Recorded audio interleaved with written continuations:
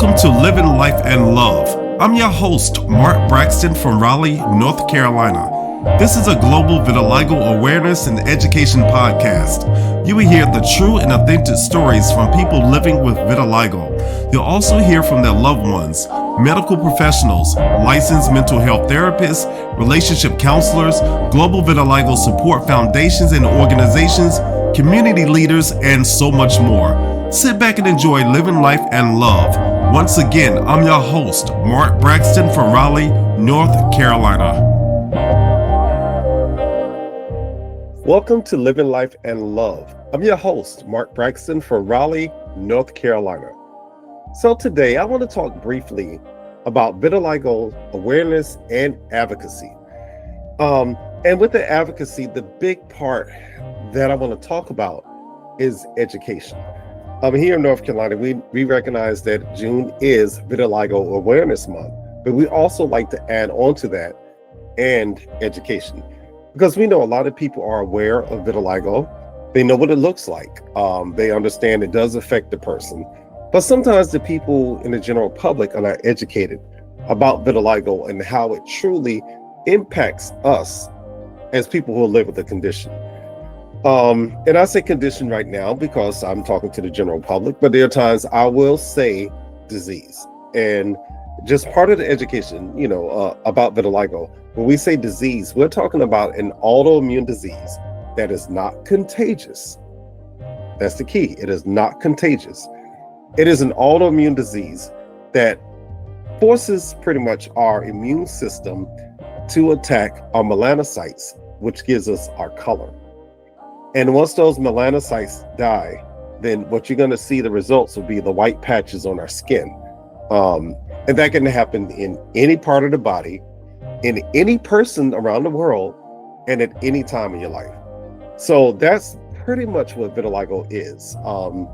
And a lot of times we say the patches are vitiligo, but it's really the results of having this skin disease. With education, it is important for us to be able to share and talk with others about vitiligo, how it impacts us. Vitiligo does not harm you. Your melanocytes may pass away, but you won't from vitiligo. However, vitiligo does cause some mental health issues, emotional challenges, as well as some spiritual challenges. And if you don't get your mental health issues in check or your mental health challenges in check, that can cause, depression, anxiety, and that causes other things to happen with your body. Your body can shut down. So it's important for you to get the help that you need when it's necessary. With vitiligo, I personally feel that the mental health aspect is the most important aspect of living with this condition. Yes, I'm watching my skin fade.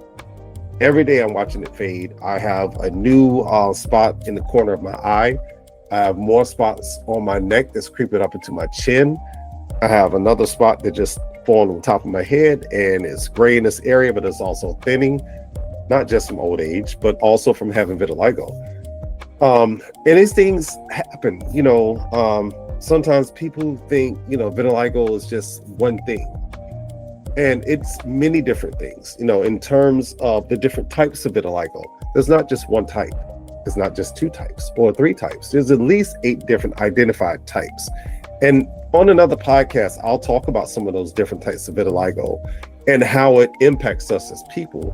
But I just want to talk briefly with you that if you ever have an opportunity to speak with somebody about vitiligo, please do so.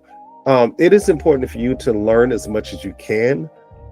It's important for our youth to learn as much as they can about vitiligo, because that way they become citizens and adults who understand that there's a group of people out there who look different, but they're just like you. And that's the big thing about vitiligo. Yeah, it makes us look different. You can see that on the outside, but I'm like everybody else. I want to live my life. People with vitiligo want to experience love, whether it's from family, friends, their kids. People with vitiligo do so many different things. We're very talented people, just like everybody else. The only difference is that our skin looks different. And that's something that we truly cannot change. Part of the vitiligo education is that, yes, you can get a treatment. A treatment is to treat it pretty much for the rest of your life, but it's not a cure. So sometimes when you stop a treatment, and it depends on your body, some people will repigment it, but it's faster. Or some people will develop hyperpigmentation, which your skin turns darker. So it all depends on your skin. Everybody's different. When it comes to treatment, some people respond to treatment very well. Some people don't. It all depends on your body. Some people want treatment, some people don't. So it's one of those things. It's not a one size fit all type of condition / disease. Treatments are not one size fit all. And there are currently no cures. I've seen on social media, and I've also seen on some of the international shopping sites, a cure for vitiligo. I'm like, no, there's no cure. And I would say to anyone out there who's desperate for a treatment or for a cure, I would be very cautious in purchasing any of those products, because you don't know what's in it. And if you want to know more about, treatments, I would say reach out to the many dermatologists that are affiliated with the Global Vitiligo Foundation to find out what you can and cannot use, or what you should be using, or what vitamins are good for you, or what, topical solutions are good for you. Like, do the research and find out, because you don't want to harm yourself trying to treat your skin and you realize something else is happening to your body. And also, in terms of communities, I want people to understand that there are support communities out there that will help you out. If you find yourself in a place that you're struggling, like really struggling. And some people do suffer from vitiligo, not necessarily from the condition itself, but it's everything that comes along with it. That's that anxiety, stress, depression, all those things. They are suffering from those, from the results of having vitiligo. Seek a community, and it doesn't matter which one. I know sometimes we get stuck on a title. Don't get stuck on the title. Find a community that's going to help you. Find people who are going to support you on your journey, or if they can't help you, put you in the right direction. Find information for you. Find a therapist that can help you. That's what our communities are for. We are support communities. We're there to help people and help each other. Just help us navigate this condition. It is really challenging at times, and as confident as I am in my skin today, I have my moments I'm not confident. I have my moments where I want to be around people, but I can't. I have my moments where it's hot and I want to wear my shorts. Then I take them off and put on my jeans because I don't want people to see my legs. That's a big part of vitiligo. It's that internal struggle that you have where I'm going to live my life and do what I have to do for myself, and then realize I've allowed vitiligo to determine or decide what I'm going to do. And then you go switch your plans, or you change your clothes, or all these things. And I'm really pushing myself to focus on living my life with intention and allowing vitiligo to experience my life instead of the other way around. Instead of saying I'm going to experience life from the vitiligo point of view. Because from the vitiligo point of view, I won't go to the beach. I won't take off my shirt. I won't wear shorts. I won't show my feet. I hide my hands. I don't want people to see me. I'm not going to go to that event. I'm not going to do this. That is living with vitiligo. But when you decide I'm going to live my life and vitiligo has to live with me, then vitiligo has to go, okay, no matter what you do, I'm there. I'm riding with you, and you walk with confidence. Are you always going to be confident? In a perfect world, yes. In a realistic world, you're not always going to have that confidence. There are going to be those moments that you say, I'm not ready. There are going to be those moments where somebody might look at you and you go, I'm not there yet. But there are also going to be those moments when somebody gives you that look and you go right back, because it's not about your skin. It's about who you are as a person. That's what matters. And a part of the education and awareness is allowing people to understand that we are human beings first. Vitiligo is secondary. It is what we live with, but it's not who we are as people. So make sure when you are encountering people that you let them know, yes, I live with vitiligo. Oh, correction, vitiligo lives with me and I'm okay. You know, it is a walk of life. You know, you have to be ready to walk through whatever doors in front of you. You have to be ready to face those challenges, and you just say, you know what, let's do it. Is it going to be easy? No, but you don't have to do it alone. That's why we have support communities. That's why we have a larger global vitiligo foundation and other organizations that are there to support us, because they realize we can't do it all on our own. We're not designed to do life on our own. That's why we have families, we have friends, we have coworkers, we have colleagues. And I do understand sometimes we want to do it on our own. I don't need help. I've said that. I don't want to be a part of an organization. I don't want to be a part of a group. I just want to do me. I just want to live my life and not be interrupted by anybody else, because I'm good. I'm okay. Until I realized I wasn't good. I wasn't okay.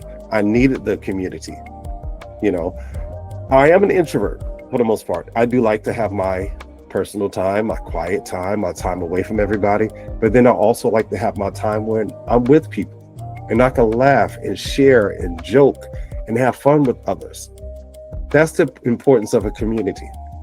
So just make sure this June, Vitiligo Awareness Month, don't forget education, Vitiligo Awareness and Education Month, that you get involved in some type of activity. It doesn't have to be with the vitiligo community, but just be around people so they can see your humanity. They can see that you're just like them. Yes, you may look different, but you're no different than anybody else. Let them see that. Let them see your glow, your shine. And if you need people to walk with you, ask them to walk with you. Don't be afraid. Just say, hey, look, I need you in this moment. Can you embrace me in this moment? Can you walk with me and support me in this moment? You could do that. So once again, my name is Mark Braxton. This is Living Life and Love.